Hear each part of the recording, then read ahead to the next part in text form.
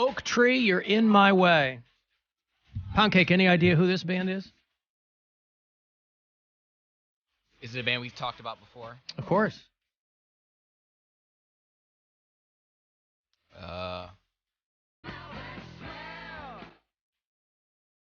Song is called That Smell by this band.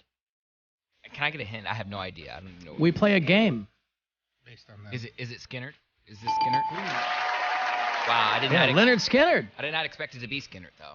Well, there you go. It didn't sound like what I usually hear from them. Really, because all their music kind of sounds the same. Maybe to the untrained ear, it doesn't. Wow. Okay. Leonard Skinner, That Smell, a song that Gary Rossington wrote about one of his car crashes. You want to talk about a guy who cheated death on multiple occasions, was Gary Rossington. He was one of the founding members of Leonard Skinner and the last original living member, and he is dead. There are no more original members of Leonard Skinner in the band. Gary Rossington survived the plane crash that killed a bunch of people from the original iteration of Leonard Skinner. He survived a car accident in the 70s where he drove his car into a tree because Leonard Skinner loved cocaine and drinking. And so he wrote That Smell. That happened before the plane crash.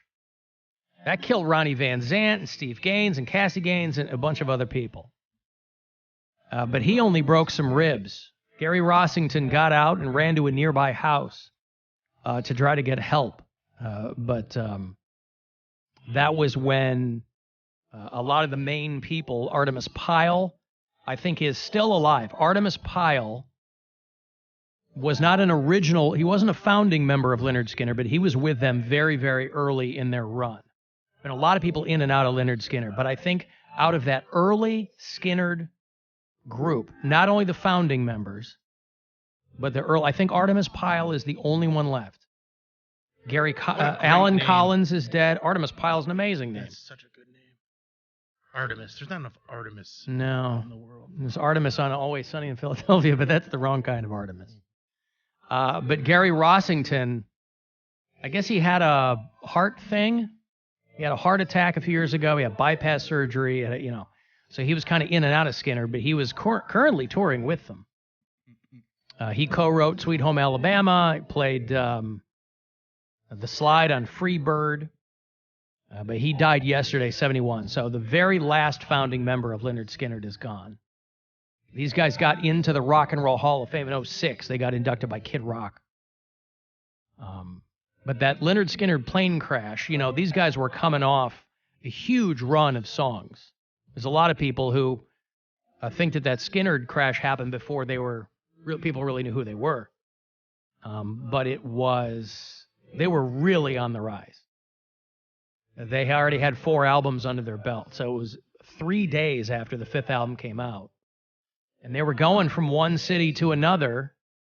And I guess nobody realized that the plane was out of fuel or something. So once they got up, they ran out of fuel and landed in some trees, and a bunch of them didn't make it. It was a plane that the guys in Aerosmith were going to use, and ended up being Leonard Skinner members that got killed instead of Aerosmith. It could have, the alternate universes of rock and roll, it could have been Joe Perry and Steven Tyler who were dead. But all those early Skinner members are gone. Billy Powell's gone, and Ronnie Van Zant. A bunch of their road crew were killed. Anyway, Gary Rossington is dead. He is a guy that you would still see out there touring with Leonard Skinner. So I don't know who's in the band now. Ricky Medlock, I guess, maybe, and some other dudes. There's some guys that have been with that band, not from the initial lineup, but some people have been with that band a long time. But Gary Rossington was the last founding member of that band. And Tom Sizemore died, too, while we were gone. I mean, everybody knew that was coming because the doctors had told his family that there was no chance of him recovering. He'd had a brain aneurysm or something. And for another guy who cheated death because of his heroic substance abuse. a guy who cheated death on a number of occasions. They always refer to him as Saving Private Ryan actor Tom Sizemore, and I always found that interesting because he's done so many movies. But that was just such a big movie, and he was very memorable in it. Was he? He was I really know he was good memorable in it. every, like, Natural Born Killers and Heat and all these mid-'90s before he really went overboard and started losing gigs. Everybody who worked with him thought he was great. They were like, it's too bad this guy couldn't get it under control because he was just a phenomenal actor. But all of that eclipsed his entire career. And people associated Tom. You know, I think Gwen said, I only know Tom Sizemore from Dr. Drew. Yeah, Surreal Life. Yeah. Or what was it? Sober House or whatever? Sober House. Something or, like yeah, that. Whatever that was. And Dr. Drew does not have a good track record, by the way. No, I mean, it a does lot not. of people on those celebrity I mean, rehab he does shows. take on some tough cases. Well, I mean, Mike Starr died. Yeah. Yeah. I think Celebrity like, rehab. Celebrity Rehab. I think, yeah, like a third of the house died. So Tom Sizemore got hospitalized and he was in the ICU last week, and he was in a coma, and they told his family he's not coming back from this, but he died, I think, Saturday. He was 61. Pride of Detroit, Michigan. And he studied at Wayne State University, which is a school there in Detroit. He was Born on the 4th of July, Point Break. He had some small parts in that. He was in Passenger 57. He's in True Romance. Heat, great movie, one of my favorites. Black Hawk Down, Pearl Harbor. But they always refer to him as Saving Private Ryan star Tom Sizemore. I mean, it's a Spielberg movie, so. Is that a directed? I guess I forget that. He directed Saving Private Ryan? Didn't he? I think you're right. I just forget that. And Matt Damon was Private Ryan? He was Private Ryan. Tom Hanks was saving him. And Oh, he was? yeah. He was doing the saving. He was doing the saving. All right. What a devastatingly sad movie. Saving Private Ryan? Yeah. That is- I just remember that opening scene, and you're like, holy magoli, this that, show. And then, I mean, just the whole thing. I only saw it once. Giovanna Ribisi's in it. You got Vin Diesel in it. It's an incredible cast. Yeah. Was Ted Danson in that? Isn't he like a general halfway through the movie? Ted Danson shows up? Or Tim Robbins or somebody like that. I've only seen, sure. I saw the version, I think Poundcake had the DVD. He was selling it in junior high, Shaving Ryan's Privates. Was that the one? I don't know. Oh, okay. No. Vin Diesel is in Saving Private Yes. Ryan. Ed Burns, Matt Damon, Barry Pepper, Tom Sizemore, Thomas Hanks, Paul Giamatti, Bryan Cranston. Wow. I thought Ted Danson pops up. Yeah, there he is. Captain Hamill pops up halfway through. Well, there you go. A lot of people in Saving Private Ryan. The cast, by the way, not so big on Shaving Ryan's Privates. That was just 2 or 3 people. Nathan Fillion was in Saving Private Ryan. They got a lot more screen time. A lot more screen time, A lot of screen time. but not. Alan, did you watch Chris Rock? I did watch Chris Rock. I also watched Chris Rock. What'd you think? I thought some of it was really just over tread material that I'm just so like I never want to hear the whole we can't say anything. Like, I mean, it's still Chris Rock saying it, so there was some funny stuff within that, but I'm just tired of that trope in stand-up. I really liked the stuff where he's talking about his daughter, and Yeah, the daughter stuff was funny. that was my favorite chunk of material. The stuff where he's talking about celebrities, I'm not that invested in Meghan Markle, so I don't really care what he says about her. Well, yeah, or- if you'll pardon the pun, he was kind of between a rock and a hard place, too, Yeah. with the Will Smith stuff, Right. because there was nothing he was going to do that would, it's been that's a what year. everybody was waiting for. Yeah. Yes, and he did it at the end, which is smart, but this was the first live Netflix production, by the way. This was on Saturday night. It was 10 to 11. I didn't watch it live, but they did a whole pre-show. Then they did a post-show with Carvey and Spade. They had Seinfeld, you know. So they really wanted to make this a marquee block because it's Chris Rock. That. I love that they did all that. Yeah. And again, I'm comparing Chris Rock against other Chris Rock specials. I'm not comparing Right. him To other comedians. Other comedians. I'm comparing him to his body of work, which is an enormous and excellent body of work. So compared to his other specials, this wasn't my favorite, but I really liked the stuff about his daughter. I really liked the stuff about being single and older. Like the more personal stuff to his life is where I thought was the best material in this special. Talking about Will Smith and stuff like that. It was funny but I don't think it's going to be as remembered as this other stuff. I think this other stuff's actually going to have more length to it, because he's talking about his daughters in a way like of being rich kids and how he did that and what they went through. And they didn't know that he got her kicked out of school. Yeah, that was awesome. That was a really cool moment. So I thought that was the best part of it. And overall, I gave it a 7 out of 10. I think it's still a very good Chris Rock special. But I mean, we're talking about a guy that's written some of the best comedy over the past 30 years. And it's hard to stay at that top level. But also, you could never live up to what people were expecting you possibly to do about Will Smith. I loved his clothes, the all white with the Doc Martens and the Prince emblem. Prince, I appreciate that. He's still Chris Rock. He's still hysterical. So I thought it was very enjoyable.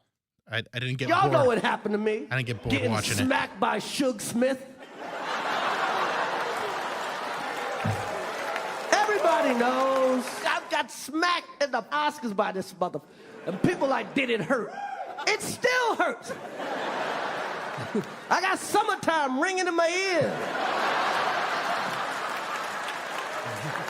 But I'm not a victim, baby. You will never see me on Oprah or Gayle crying.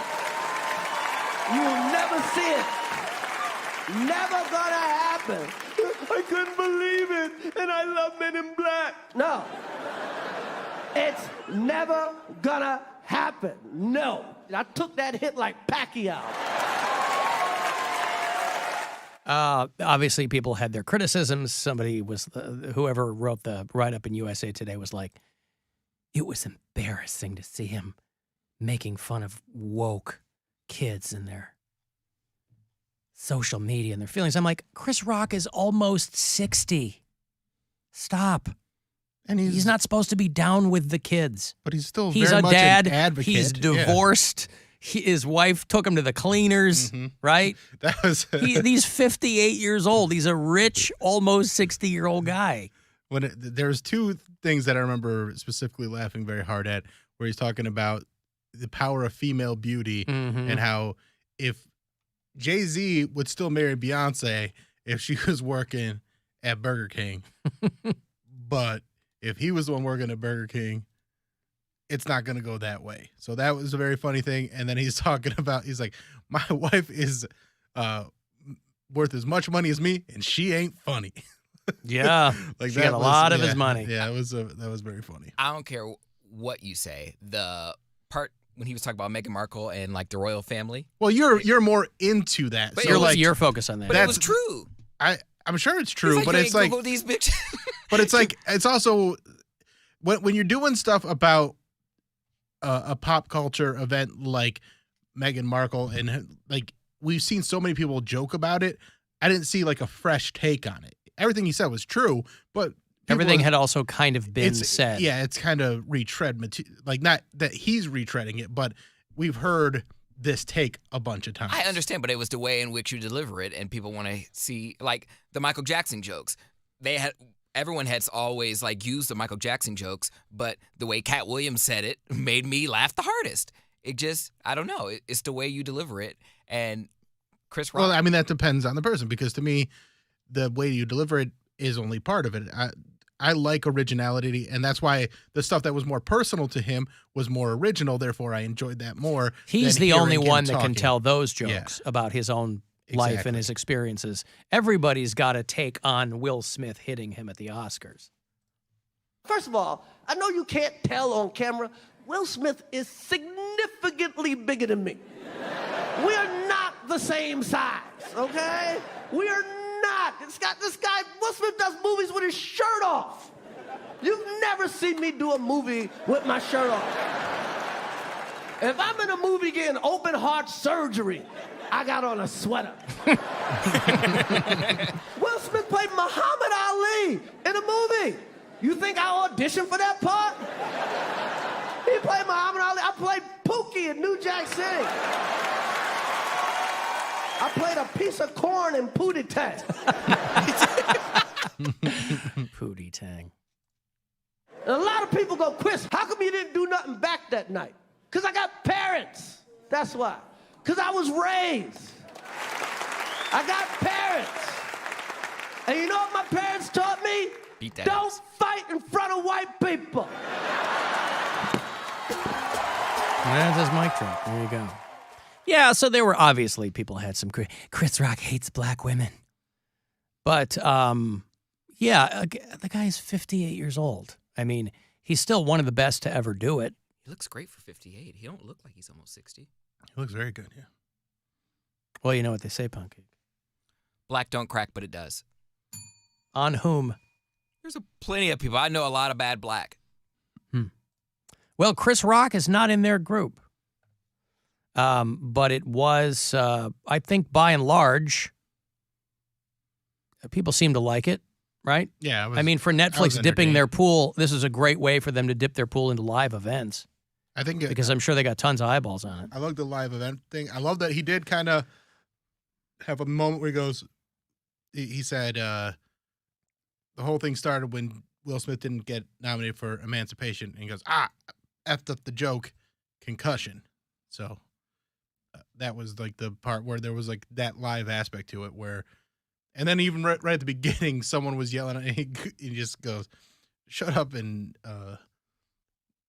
you know, he used the N-word a lot. Mm-hmm. So, well, I will say this was almost, you know, by the time any comic of that caliber gets to a point where they're doing an hour, live or otherwise, it is, it's nailed down to within a razor blade of, you know, this seemed like a more kind of raw thing. And that's saying something for Chris Rock. It seemed less